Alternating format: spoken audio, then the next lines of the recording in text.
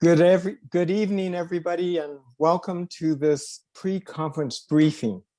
We are having this time due to the technical miracles that we have all become accustomed to in this time of response to the COVID-19 pandemic. But what a joy it is to welcome you. This will be the 37th session of the Desert Southwest Annual Conference, and we promise you it'll be a time for celebration and to enjoy being together, at least virtually. As we have been zooming around the annual conference in the last year or so, I've had the joy and the pleasure of becoming more and more acquainted with a terrific person that represents the best of what laity are in the Desert Southwest Conference. You may not know her by her new title, but it is a joy for me to welcome and to introduce you to our Associate Conference Lay Leader, Regina Walker. Take it away, Regina. Thank you, Bishop Bob, and welcome to our virtual session of annual conference. I'm pleased, just so pleased, to be your representative for the Associate Lay Leader position. I'd like to just take a few minutes and explain to you why we think it's important that you attend annual conference. And this is just a wonderful opportunity for all of us to get together, if you're clergy and lay, and hear some of the new and exciting opportunities or work that's been going on in our conference over the year that we've been isolated due to the pandemic. So I just think that we're going to have a wonderful time this session. I want to remind you that this session is going to be recorded and that it will also be available on our website. Bishop, I hand it back to you. All right. Thank you, Regina. So we're going to get together in a few weeks now, and we will be virtually meeting. This is the second time we will do it this way. Last year we said this is the first and hopefully the only, but here we go. But we have many advances in technology that will help us to do even better than we did last year. So we're going to be gathering under the banner of a theme that has been selected for us. And the theme is Many Gifts, One Spirit. Many Gifts, One Spirit. And there are three scripture passages that will guide us as we meet together. I'm going to ask Regina to read in just a moment the passage from 1 Corinthians. But you know that as we have had to deal with the separation of the pandemic, we really have discovered that there are many, many gifts that all of us bring to the ministries of our United Methodist Churches in the Desert Southwest Conference. Laity and clergy alike have demonstrated that they have many gifts. So let's hear one of the scripture passages from 1 Corinthians that will inspire us. As the bishop said, our scripture passage is 1 Corinthians chapter 12, verses 4 through 7. Now there are varieties of gifts, but the same Spirit. And there are varieties of services, but the same Lord. And there are varieties of activities, but it is the same God who activates all of them in everyone. To each is given the manifestation of the Spirit for the common good. See, we've all got great gifts. We all have gifts that God has given us that we can use for God's kingdom. We all have gifts that have been tested, perhaps, but we all have gifts that have also been honed, made even more perfect because of the ministry that we have conducted together in the midst of the COVID-19 pandemic. And now that we're moving out of the pandemic slowly but surely and safely, I'm recalling a hymn that really gave me inspiration when I was much younger. And the words are this. I won't sing it for you, but here are the words. We have come this far by faith, leaning on the Lord, trusting in God's holy word. God has never failed us yet. We've come this far by faith. It is because of our faith that we have been able to continue our ministries with courage in our local churches, in our districts, in our conferences, in the general church. And so it is that I think we're reminded of a second scripture passage that comes from First Peter that talks about the unity of the Spirit. Regina, can you inspire us with this passage from First Peter? I certainly can, Bishop. It again is 1 Peter chapter 3, verses 8 through 11. Finally, all of you have unity of spirit, have unity of sympathy, love for one another, a tender heart, and an humble mind. Do not repay evil for evil or abuse for abuse, but on the contrary, repay with a blessing. It is for this that you were called, that you might inherit a blessing.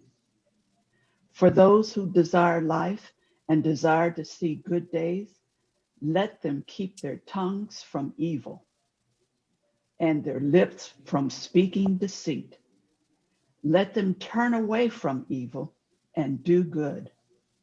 Let them seek peace and pursue it.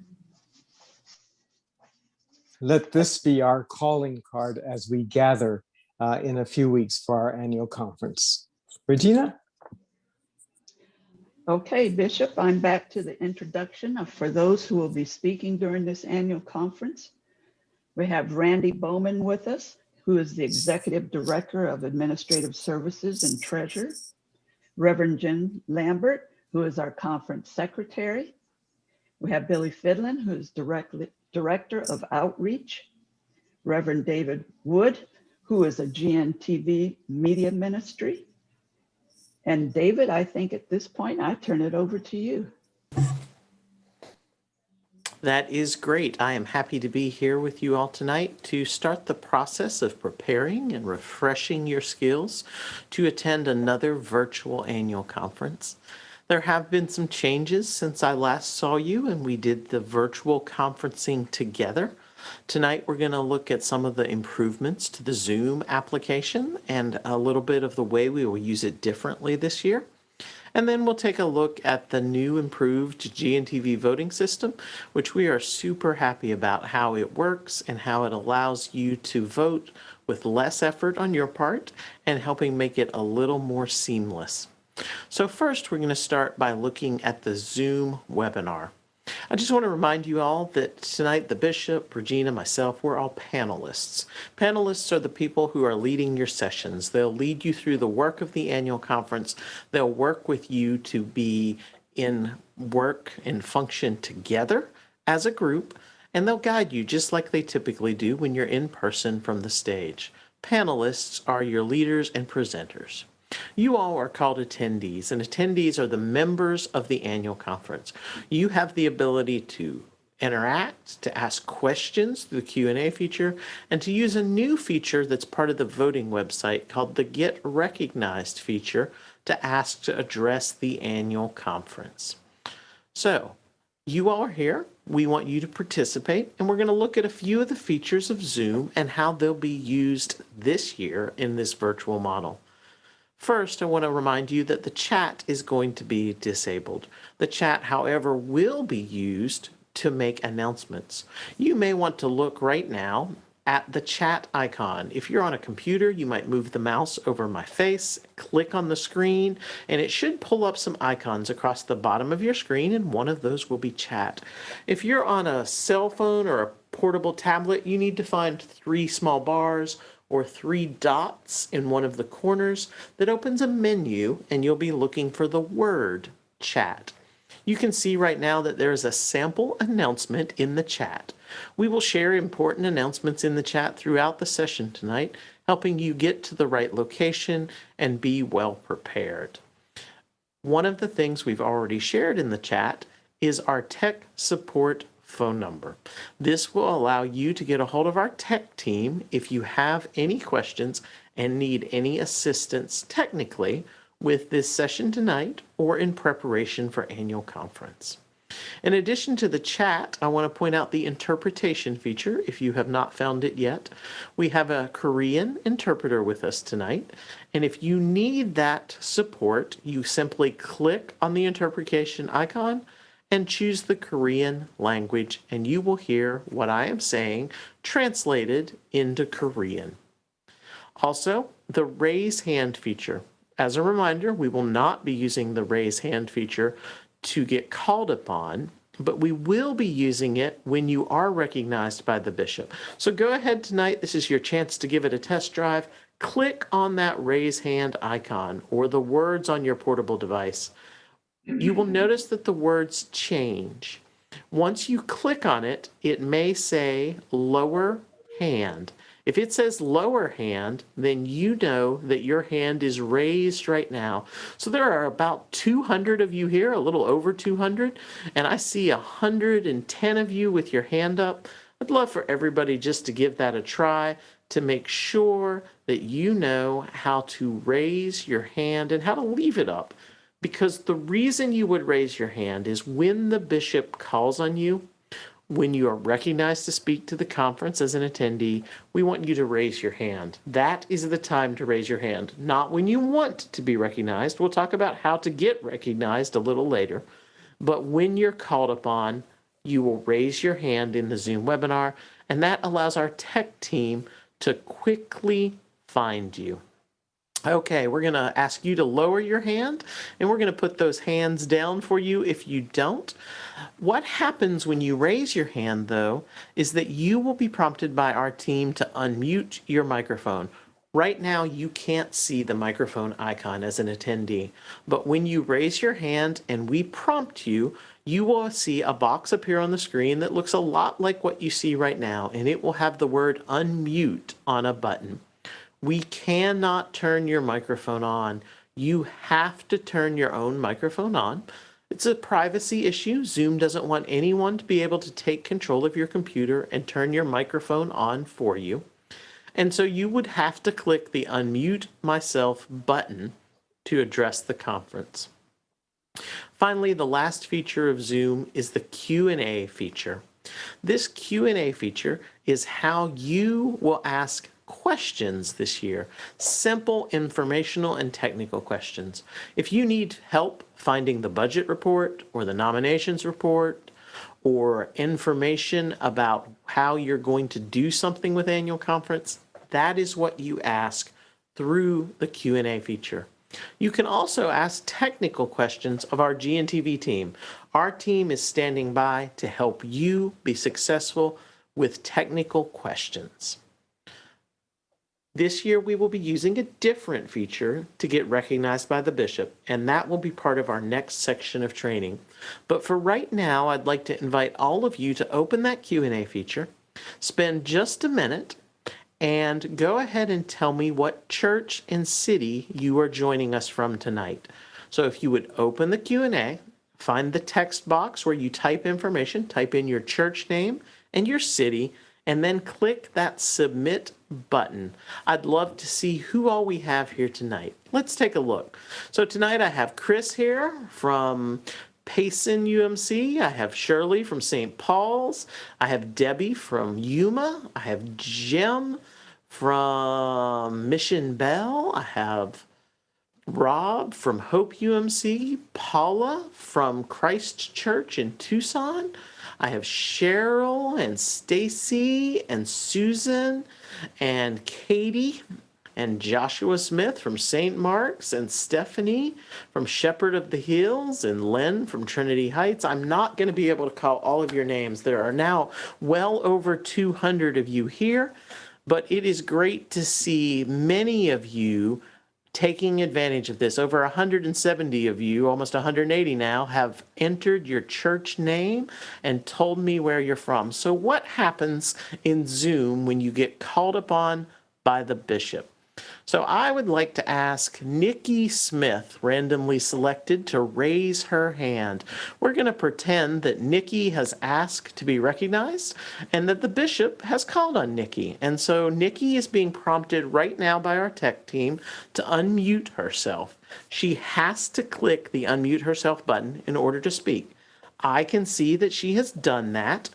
And now I'm going to ask Nikki how she's doing today. How are you doing today, Nikki? I'm doing wonderful. Thank you. That's great. Tell us where you're joining from tonight.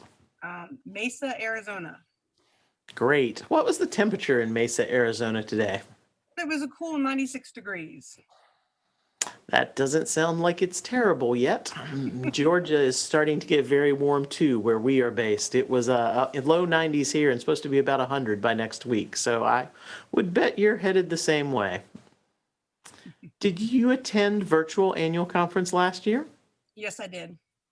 How did that go for you? It was good. I enjoyed it. Okay. Do you have any questions for me yet tonight? No, I'm all good. Thank you. Okay. Well, thank you very much for chatting with me, and I hope you have a great night. Thank you. You too. Okay. So that wraps up our session on Zoom. I'll be back with you a little later, and we'll start learning how to get recognized and about the voting in this year's annual conference. So now I'll toss it over to Billy Fidlin to give you more information about the mission project. Thank you so much, David. And that was just great to hear. And I'm excited about all the technical things this year. This year's annual conference mission project, it's centered around university student hunger. Our campus ministries each day are meeting opportunities to help our students with not only their spiritual needs, but their needs regarding food security as well. You know, we have young people in our midst who must choose between either having enough food to eat or paying their bills, maybe their utility bill, their rent, whatever. And certainly this can occur in normal times, but the pandemic served to make financial difficulties worse with challenges such as job loss or even job availability. On the conference website, under Annual Conference 2021 Mission Project, we have shared stories, statistics, video, the needs around the conference from the students of our ministries and the associated campuses. And thank you so much to our campus ministers for their contributions. How can you help? Well, you can help by purchasing Visa cards in the amount of $20 increments, again, Visa cards, or simply monetary donations, which will be divided equally among our Desert Southwest Conference campus ministries. Please remember, turn in your total of your local church donation amount to me by email at bfidlin@dscumc.org no later than June 8th.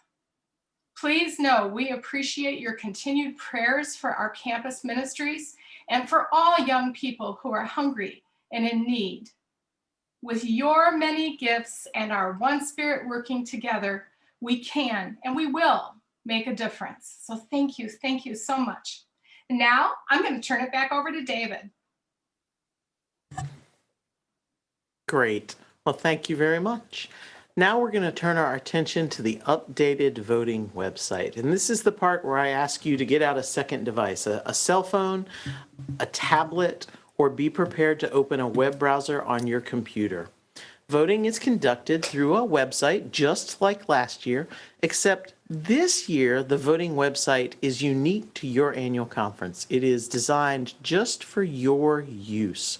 So we're going to be asking you to open the DSAC.gntvmedia.com website. This is where you will find the voting.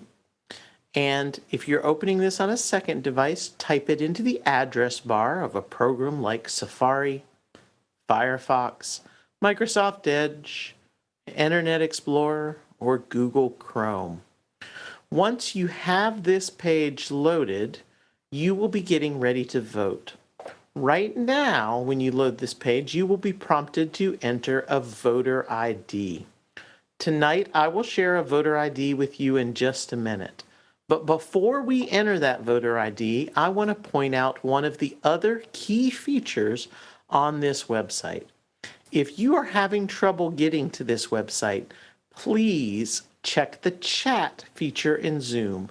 you will find that there is a link you can click on, or you can even copy and paste to help you get to the voting website. That is dsac.gntvmedia.com. When you get to this site, the first thing I want you to look for is called the Get Recognized feature. This Get Recognized feature is how you are going to ask to speak this year and be called upon by the bishop. Part of the reason we did this is to help speed up the process a little bit. The submissions on this form automatically appear in a document for the bishop to see. That eliminates the need for moderators to copy and paste these items. They will be helping him work through them because sometimes more than one entry arrives at the same time. But they will be working with him in a way that helps this hopefully move a little faster. So I would love for all of you to click on the Get Recognized Words and open up that Get Recognized form so that you can see what that looks like tonight. The Get Recognized form will take you to a submission page where you will enter your name, what it is you want to do, and then a little bit of text about what you want to do. I'd invite all of you to go ahead and make a submission tonight so you'll see how that works. I'm going to take a peek at a few of those submissions as they come in, and we'll see how you are doing with that. One of the great things about this is it keeps everything in order, which is a fantastic way for you to know that things are getting through to the bishop. But it does mean that everyone is not going to get recognized. Before I go there, let me answer a couple of the Q&A submissions.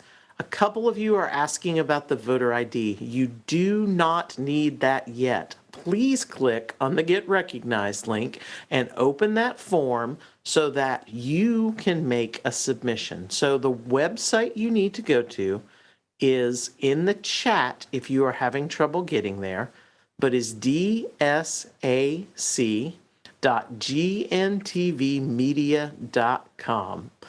So you can click on that link and you can then load the web browser on your computer straight from the chat. Once you get there, you're looking for the words Get Recognized. If you're on a portable device, a cell phone or a tablet, you have to click on the menu bars in the top corner, 3 small bars that you click on and it pulls up a menu. Jim has just said he's stuck on the voter ID page. That is exactly where you're supposed to be, Jim. All you have to do is click on the Get Recognized Words that should be towards the top of the screen, or by clicking the 3 little menu bars and clicking on the Get Recognized Words. So what you're going to do is click on those words and send me a submission. I'm going to take a peek and see what all we have coming in. Many of you have found this and made your submissions. A couple have asked if you have to wear a mask on Zoom. That seems to be a pretty popular question. I don't think you have to wear a mask on Zoom. That's one of the great things about it. A couple of you have made motions for dinner. That's also a very good thing on a Friday night. A couple of you say you support the motion, even though I'm not sure you know what the motion is. And I remember this from last year with the Desert Southwest Conference. Ice cream seems to be a very popular suggestion, and there are a number of you who have suggested the conference should be providing ice cream. So it looks like many of you have figured this out and how to make a submission. If this is not going smoothly for you, go ahead and call our tech support team. We have a team standing by to help you be successful tonight.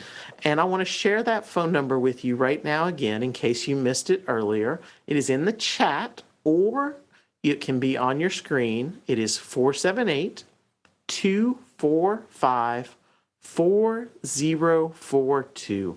Our team is standing by and would love to help you get to the right place. Please write this phone number down, take a picture of the screen, write it on your favorite notepad. Lots of good options to have this number handy. We do respond to calls even when there's not sessions, but tonight is a great time for you to make a note about this phone number so we can help you be successful. Okay, so the submission form, most of you seem to have found that, and the rest of you, please call our tech support line. We want to help you find that Get Recognized form. In addition to that, we will be voting through this website. A number of you ask about a voter ID. We are fixing to share the voter ID with you. So tonight, we are all going to be using a common voter ID. It is a 6-digit number, and you will enter it and load it. But before we do that, I'm going to show you a short video, and then we will practice voting. So take a look at this video about how to walk through the voting process. Thanks again for joining our conference member training session. Let's talk about voting.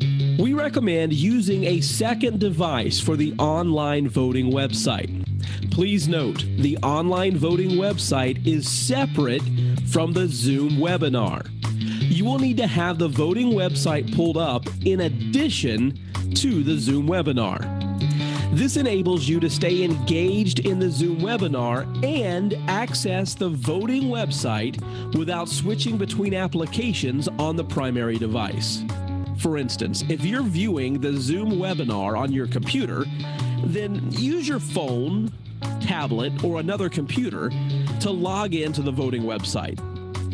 This will help you stay engaged in the conference and still be ready to vote at any time.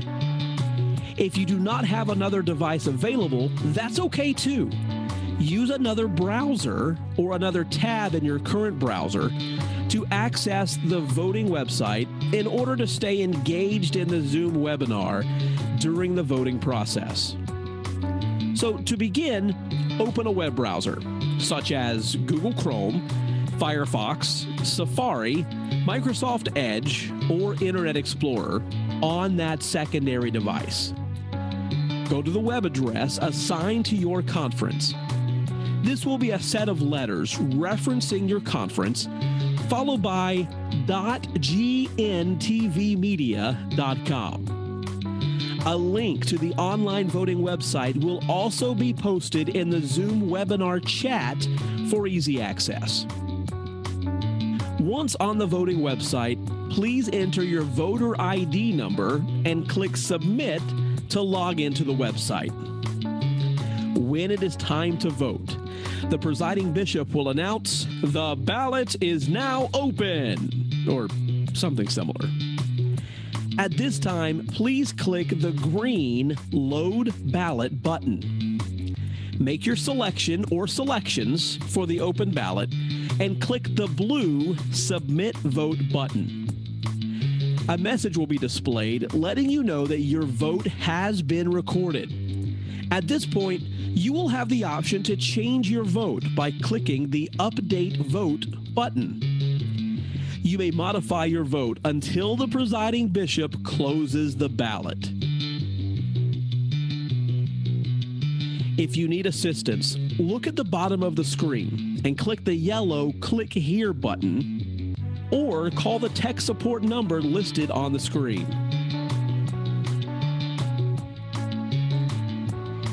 Once your vote has been recorded, please return your attention to the Zoom webinar on your primary device as the conference continues.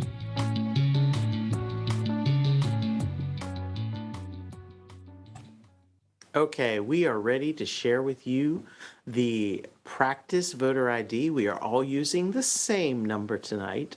That practice voter ID is just 1, 2, 3, 4, 5, 6. Let's walk through some steps one last time before we take our first practice ballot.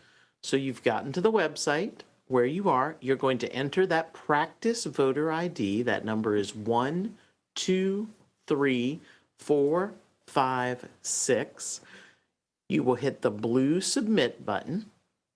After you do that, right now there is no ballot currently open. You will see a message that says, "No ballots currently available for your voting class." That is the correct thing for you to be seeing right now after you enter this practice voter ID. When the bishop opens a ballot, if you click the green Load Ballot button, you will then see the active ballot. Some of you may recall that last year you had to type in a ballot code. You no longer have to enter a ballot code. We are super happy about that with our ministry and our work. All you have to do is click the green Load Ballot button while a ballot is open, make your choice, and click the Submit Vote button. After you click that Submit Vote button, you're going to see a small green square and the words, "Thank you for your vote." That will appear just above the Submit Vote button. So tonight we are all using the same practice voter ID. That practice voter ID will be on your screen throughout our practice ballot. And we are now going to take our first practice ballot. I would like to know if you are excited for annual conference. So the question is, are you excited for annual conference? The practice voter ID is on the screen in yellow and the website is on the screen in blue. I am going to declare this ballot open. That means that you are now prepared to click the green Load Ballot button. Clicking that green Load Ballot button will refresh the page and show you that the ballot is open. You then make your choice, yes, no, or abstain, and you click the blue Submit Vote button. If this is not working smoothly for you, many people at first have a little bit of trouble getting to the website. Remember, there is a link in the Zoom chat. So click back on Zoom, find the chat icon, open that box that pops up when you click on chat, and look for the link that is DSAC.gntvmedia.com. You can click that link and it will open a web browser. Then you will be prompted to enter a voter ID. We are all using the same voter ID tonight. That is 1, 2, 3, 4, 5, 6. Please enter that and click the blue Submit button. After clicking the blue Submit button, you will now see the ballot is open and you will be able to make your choice and click the blue Submit Vote button. I'm going to give you just a little bit more time, but if this is not going smoothly for you, I would invite you to raise your hand in the Zoom application. So if you go back to Zoom and you click the raise hand icon, that will let us know that you're still working on this process. Leave your hand up until you finish voting, but when you have completed the process, please feel free to lower your hand. So we do have a few hands that have gone up. So just as a reminder, you can get to the voting website by clicking on the link in the chat. You then enter the test voter ID. That test voter ID is 1, 2, 3, 4, 5, 6. After you enter that test voter ID, you will click the blue Submit button, and then you will make your choice, yes, no, or abstain, and click the blue Submit Vote button. I see some hands going down. Most of you seem to have accomplished this well tonight. If it is not going well for you, I'm going to invite you to call our tech support team. So right now, I'm going to declare this ballot closed, and we're going to start the tabulation process. This doesn't take as long as it did last year, as the system does more of the tabulation automatically, and we are excited about that too. However, it does take a little bit of time to create a slide and get this prepared to show you so you can see the results.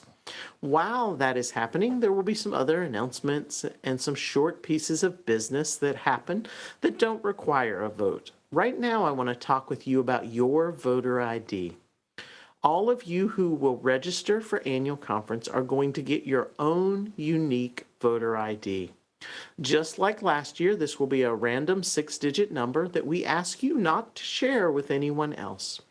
We're going to ask you to keep this number to yourself and use it with our voting system. There are a few occasional instances where it may be appropriate to share your voter ID with someone else.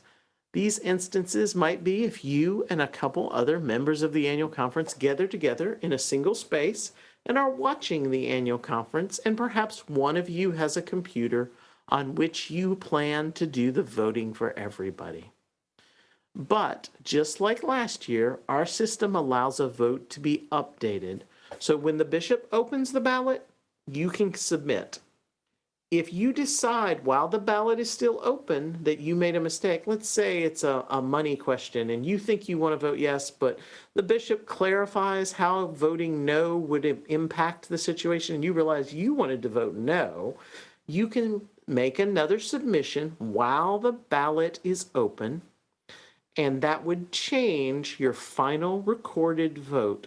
It worked exactly the same way last year, which is why we ask you to keep your voter ID private and just for yourself. Let's take a look at our results and see how you all voted about annual conference. That looks great. 284 of you cast ballots. That is good. Only 108 were needed, and 199 of you said that you were in favor. That is fantastic. So I'm glad y'all are excited about annual conference. I think that is very close to the highest percentage we have seen of people excited about annual conference. So we're going to take another practice vote right now, and we're going to pick up the pace just a little bit more to move through this process. So our next practice vote for this evening is about a very divisive issue. Does pineapple belong on pizza? This, in fact, may be the most divisive practice ballot we've ever come up with. It is very testy. So we're going to declare this ballot open, and I'm going to give you the opportunity to tell me if you believe pineapple belongs on pizza. You can say yes, you can say no. I'm going to invite you to vote once, as the system is being shared with a voter ID tonight. So one vote, please. And you will tell us how you feel about your pineapple on pizza. As a reminder, if you need help getting to the voting website, you can find a link in the chat. You also can find our tech support phone number both on the screen and in the chat.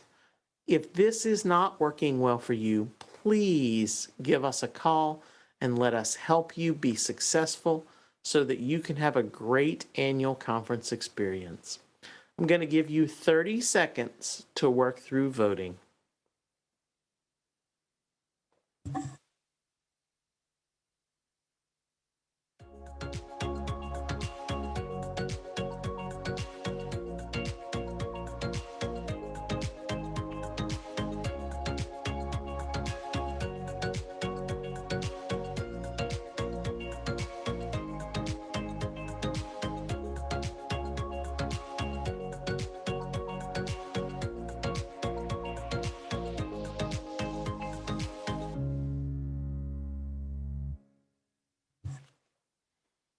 Okay, we are getting ready to close this ballot. I am actually kind of excited tonight to see how you all vote because it does go different ways with this vote. So I'm going to now declare this ballot closed, and we are going to start the preparation process to show you the results.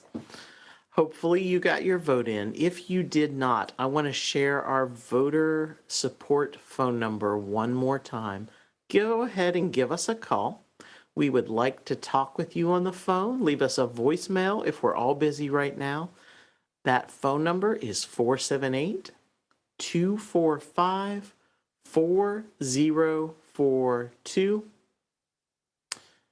That is 478-245-4042. 855-4042. That is how you will get a hold of our tech support team so we can help you be successful.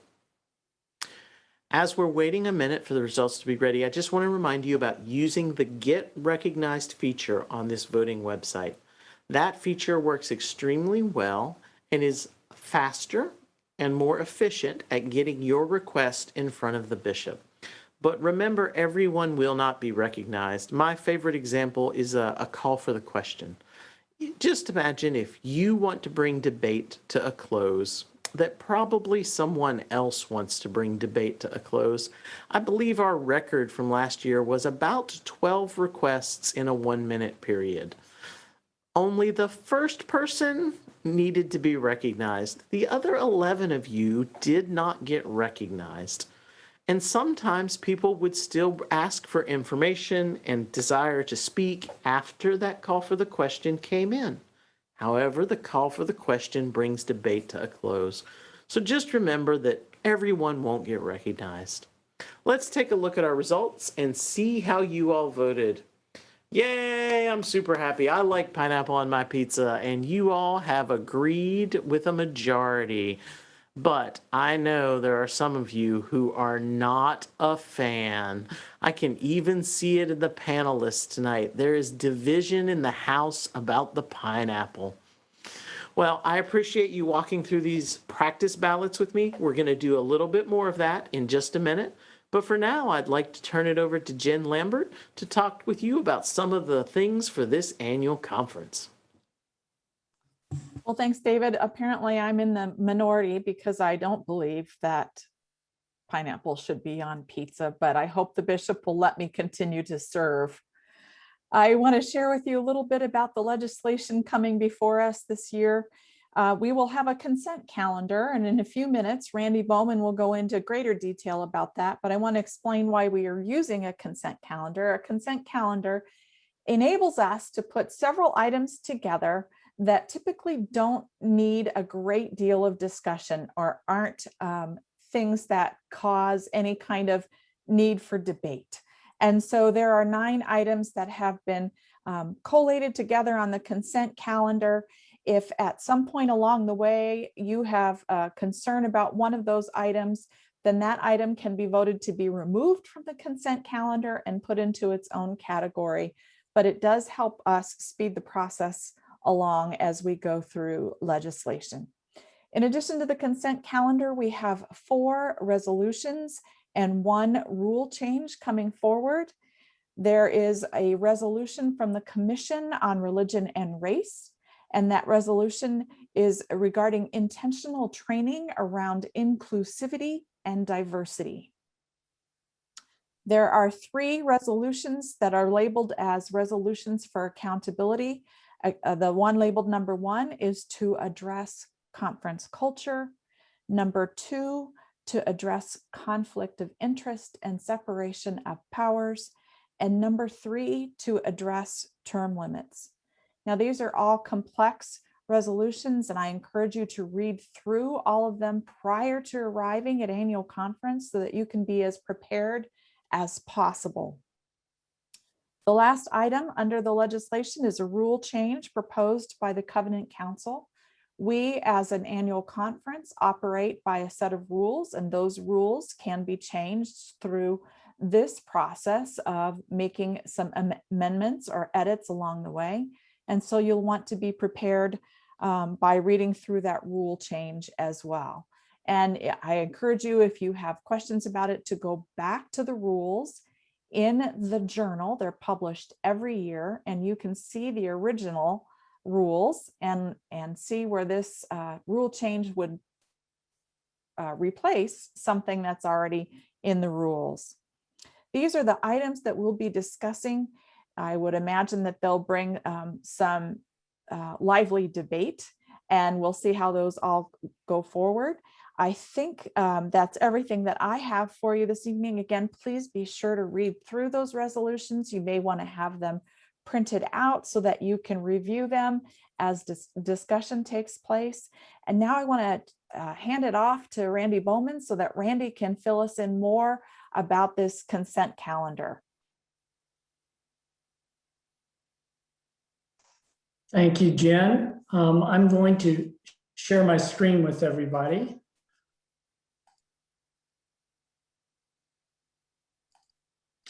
And so hopefully what you'll be seeing is where to get the documents for annual conference. So you can see up here at the top,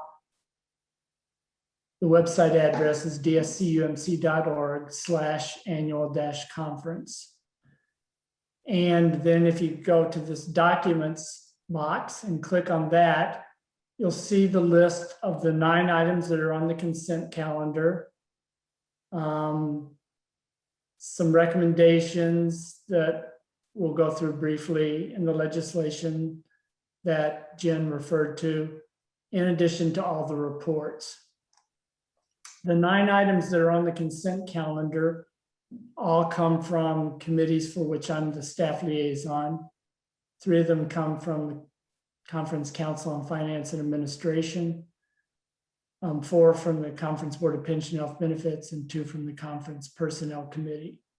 So if you wanted to read in advance, which I encourage you to do all of these, you would simply click like on CFA's recommendation number 2, and you could see the text of it. So I'm just going to go briefly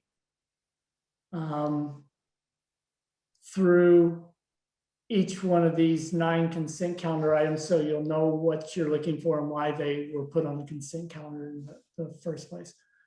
So CFA recommendation 2 is the special days and causes. This are just the different causes that appear on your apportionment statement with suggested giving amounts. They aren't apportionments, but they use the apportionment formula for calculating suggested amounts for churches that they might consider giving. Some churches support all of these, some support none, some take up special offerings for ones that are near and dear to their heart. But the ones that are listed are exactly the same ones and in exactly the same goal amounts as we are currently using for 2021. And so that's why it was placed on the consent calendar, that it's really no change from the current year. CFA recommendation number 3 is the list of conference advance and benevolent specials. These are just organizations that allow you to support on your apportionment statement by sending in funds to the conference, and we in turn forward them on to this particular ministries.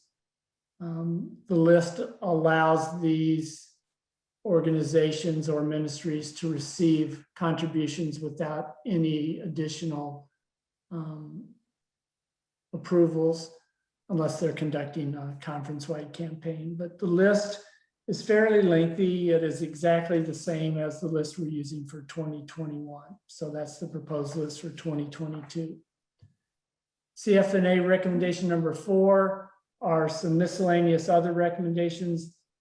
The first of those is the recommendation for level 1 compensation. The level 1 employees are positions are the 4 district superintendents, the director of new and vital faith communities, the director of connectional ministries, which is currently an unfilled position, and the conference treasurer. And you can see the recommendation is that this be a increase 1.5% from 2021. 2021 was the same as 2020.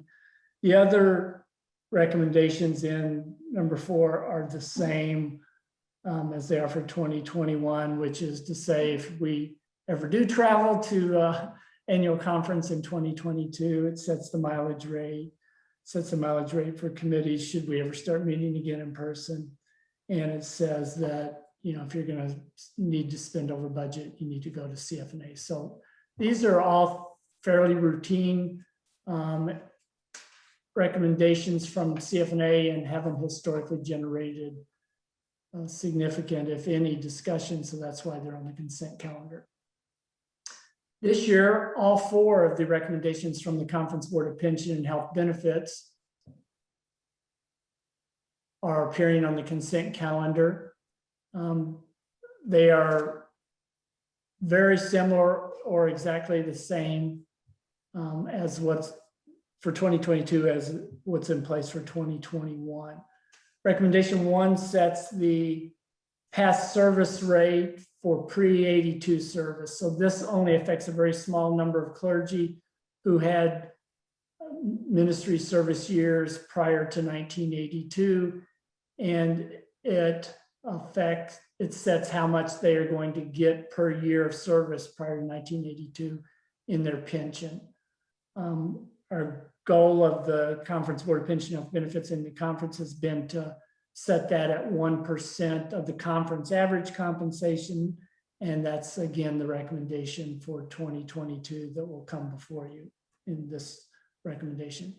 Recommendation number 2 is the recommendation that allows disabled clergy or retired clergy to designate up to 100% of the disability or retirement payments that they get from Westpath, to designate that as housing allowance and thus not subject to income tax.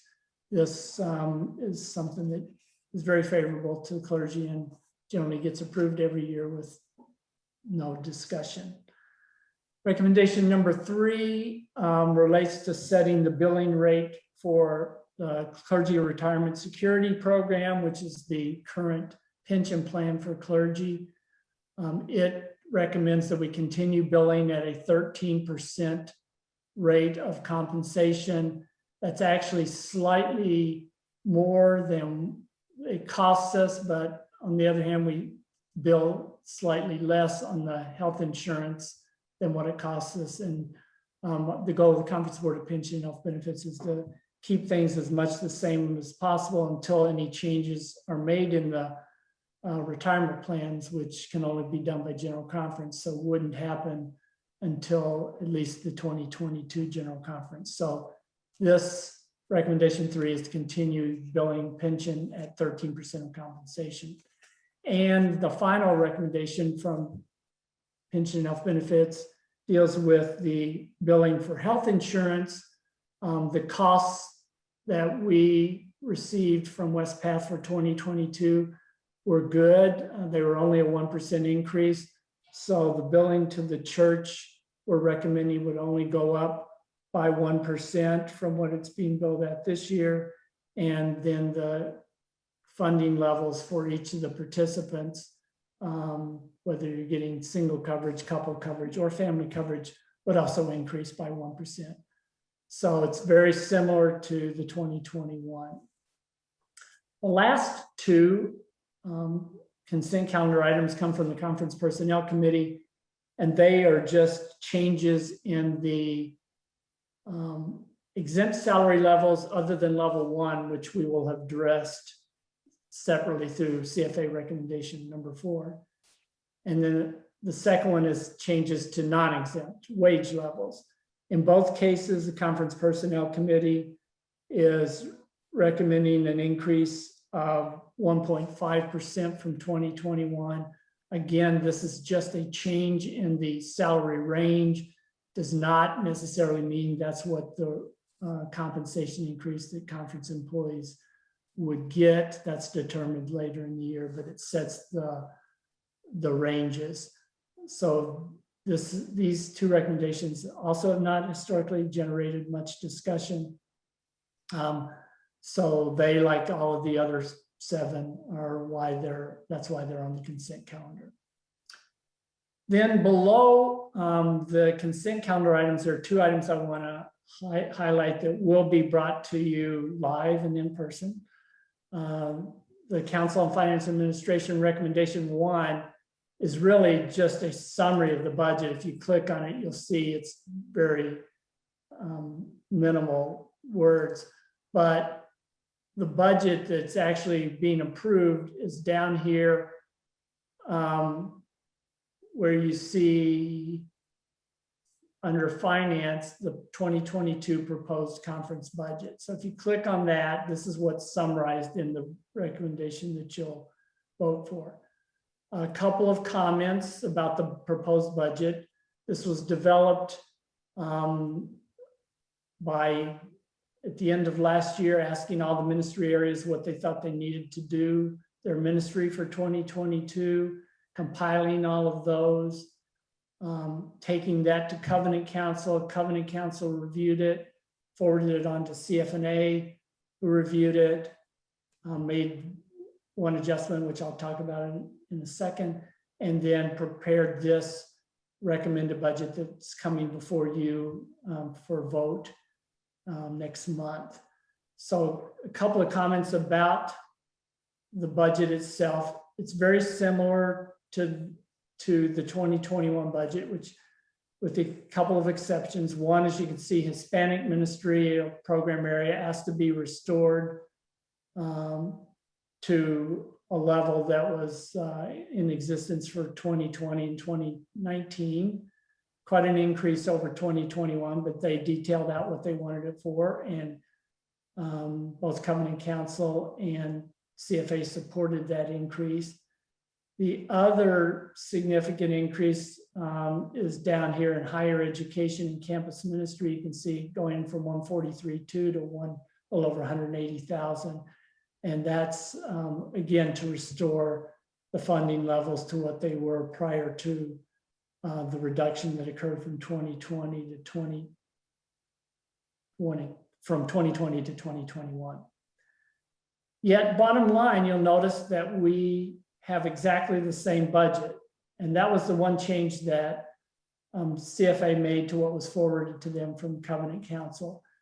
CFA felt like we were in a good, strong enough cash position that we could, you can see this utilization of cash reserves, use up 66,000 of our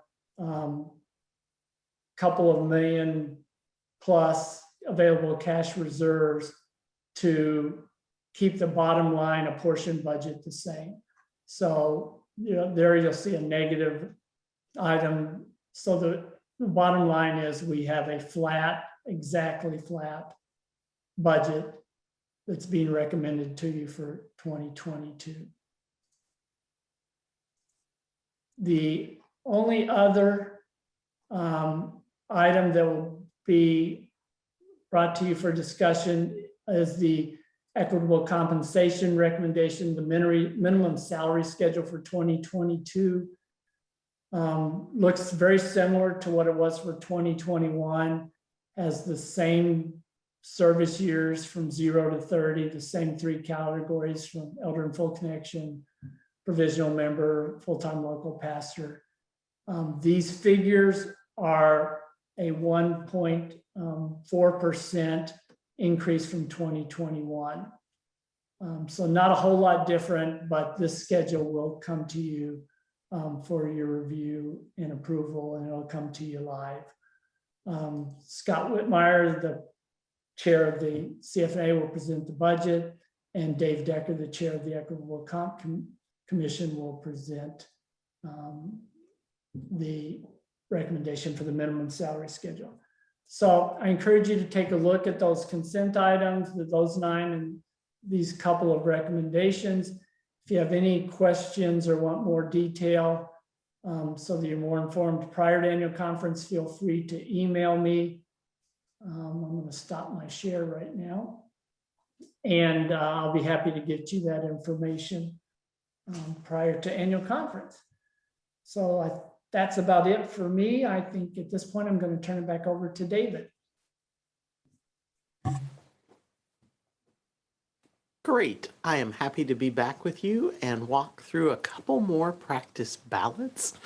So tonight, our next practice question is going to be, do you speak more than one language? So right now you need to go to the voting website. Remember, you can get to this voting website by clicking on a link in the chat or by entering the web address dsac.gntvmedia.com. You should still be logged in if you are using the same device or web browser. That is one of the improvements this year. You will recall last year that you had to enter your voter ID each time you wanted to vote. This year, you stay logged in with your voter ID. And once you enter your individual voter ID, that will remain that way for the duration of annual conference. Okay, So I'm going to declare this ballot open. And I just want to clarify, now that this ballot is open, in case you've already cast your vote, that I believe sarcasm could count as a second language, which is one of the questions we just got. But I'm going to leave that up to you to determine if that's a yes or a no vote. You people, you like your sarcasm, you like your ice cream, and you liked your pineapple. I kind of like this group. It's a nice group. So you have, the ballot is open. At the website, you just click that green load ballot button. Then you make your choice. You let me know if you speak more than one language. I'm going to give you about 30 seconds to work through this process. If it is not going well, though, please call our tech support number. We're going to take one more practice vote after this. We're a little ahead of schedule, so we're going to squeeze one more in tonight. But give us a call at that tech support number, 478-245-4042. Going to give you 30 seconds to work through this process.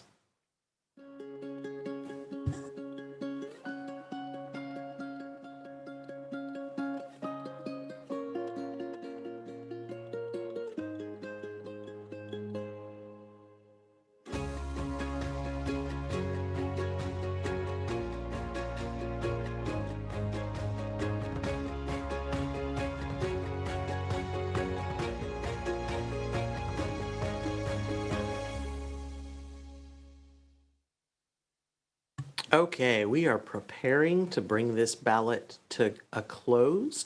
While I give you just a few more seconds, I'm going to answer Joel's question. Are individual ballots private or can they be reviewed? Joel, the ballots are private. Our team keeps them as a set.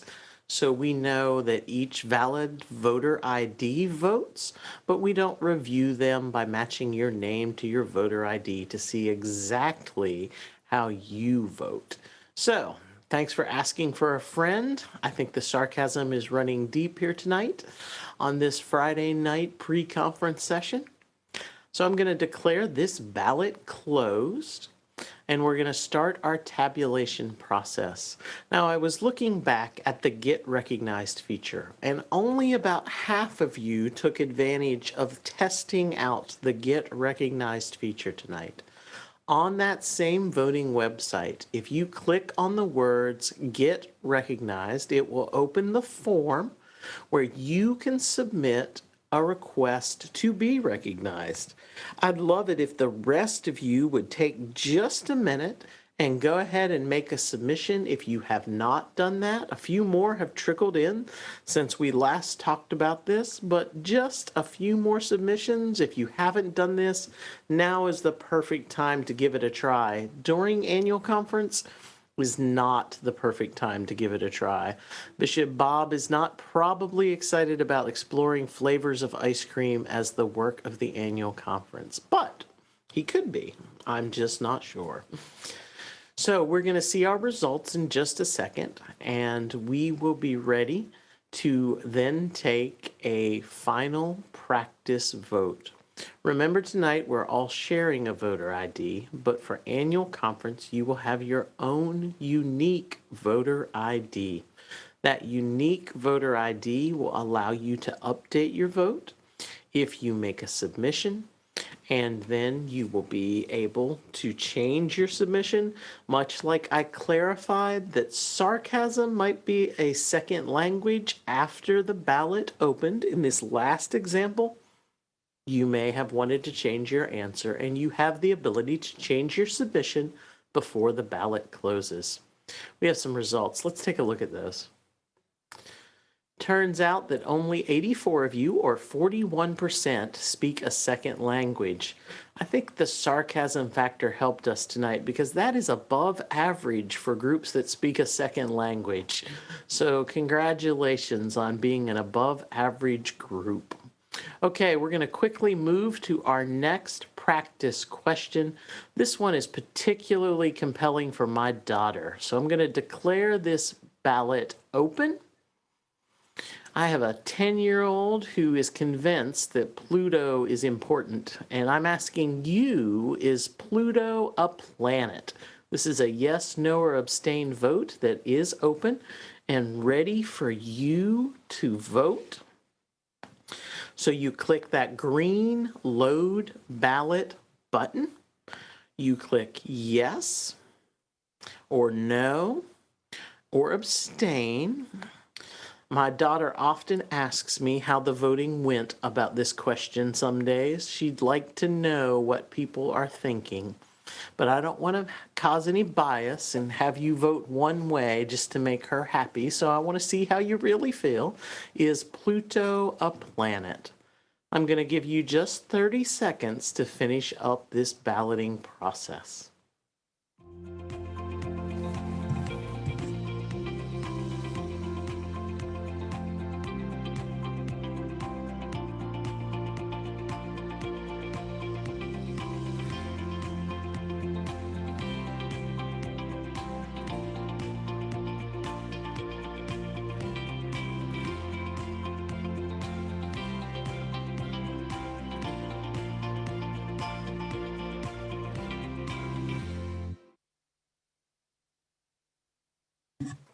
Okay, we are preparing to close this ballot. I'm going to give you just a couple more seconds.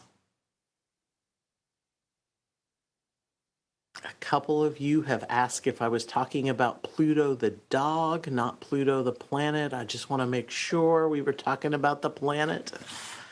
And I'm going to declare this ballot closed. As we get ready to see our last results, I just want to let you know that there is one more opportunity for you to train and be well prepared for annual conference this year. On June 9th at 6 p.m. Pacific time, we will be holding another training. It won't be the full pre-conference session, but just a training about how to participate in annual conference, how to do the voting, and how to be successful with the technology that is part of our work together. That training, once again, will be on June 9th at 6 p.m. There will be some emails and some communications from the conference about that. And before we see the results, I want to share with you that my daughter is an advocate for Pluto as a planet. She is only 10 years old, and I think it was unplanetized before she was even alive. But she has learned about it in school, and she cares greatly that it should be at least considered a dwarf planet, if not a full planet. And she is a very small 10-year-old, and she thinks it's cute like her, and it should definitely count. So I'm anxious to see how you all voted tonight. So let's take a look at that and see what the results say. Great job. You all picked the right answer tonight. That is fantastic. 70.9% of you think Pluto is a planet, and that is fantastic. Well, I'm glad to be here with you tonight.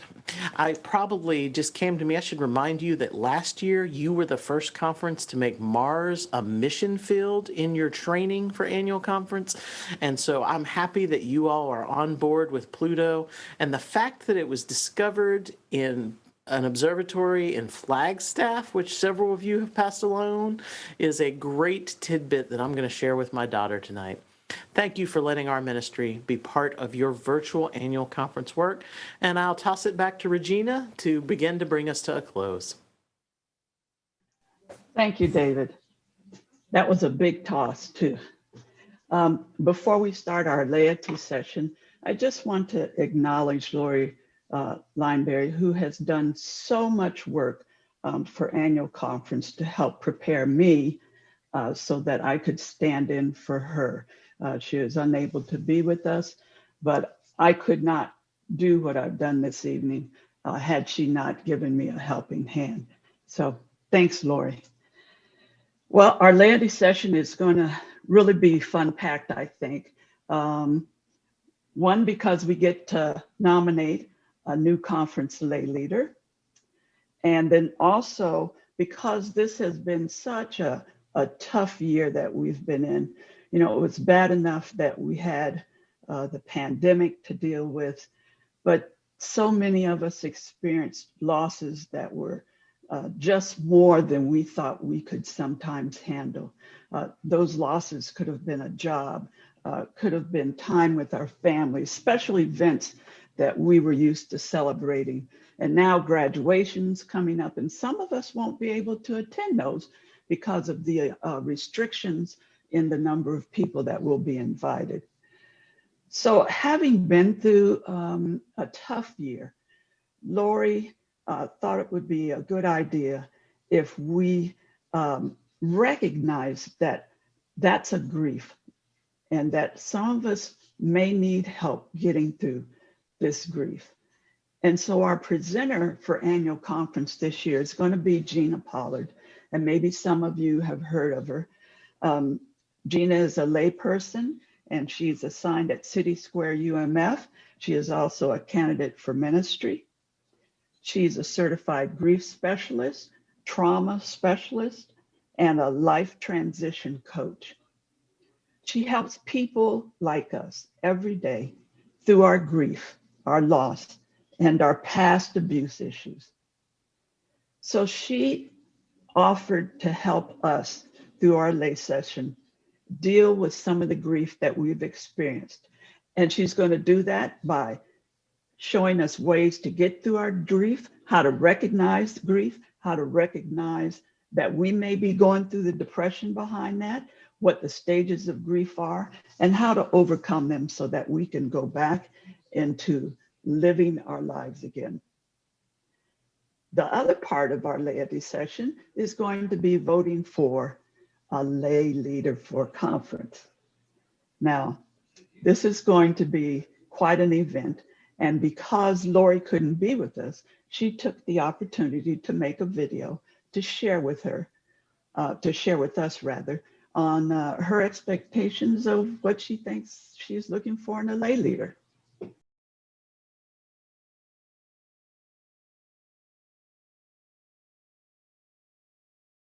Hi, Lori Lineberry here. Guess what season it is? It is the season where we as laity get to choose our new lay leader. That happens every 4 years. Last year, because of COVID, I took an extra year. But this year, we need to find a new conference lay leader. So my experience is that other people will see your skill set and your talents before you do. You are a part of them and you use them, but you don't call them out. So I think that individuals have a hard time saying, hey, I think I'd be a great conference lay leader. So this is what I am asking you to do.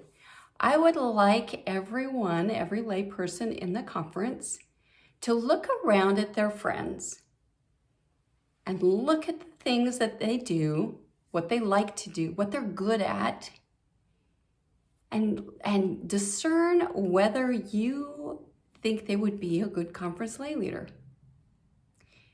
And approach them and ask them about it. Details on the conference website coming up about what the next steps are, but I really would encourage everyone to start thinking about it. We don't have a whole lot of time left, and we need to find a great conference lay leader. I know you're out there. I know you're out there. So let's find a friend that we think would do a good job, and let's have a conversation with them.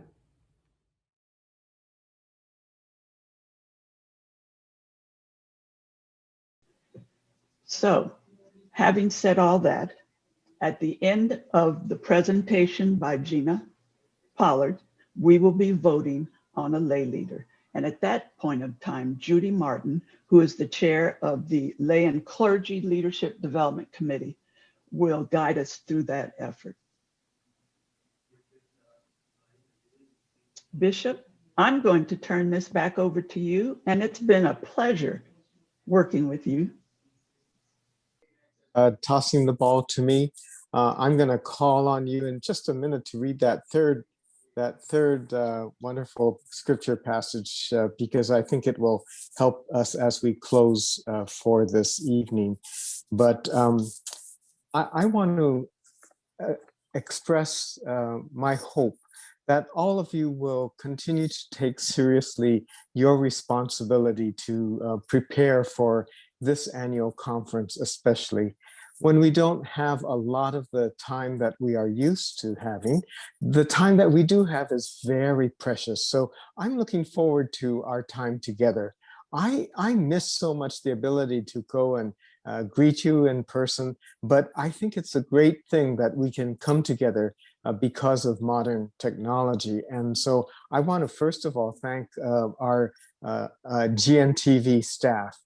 David Wood, you're gracious and always wonderful to work with. And so we're so happy that we get to work with you again. And you bring with you an incredible staff.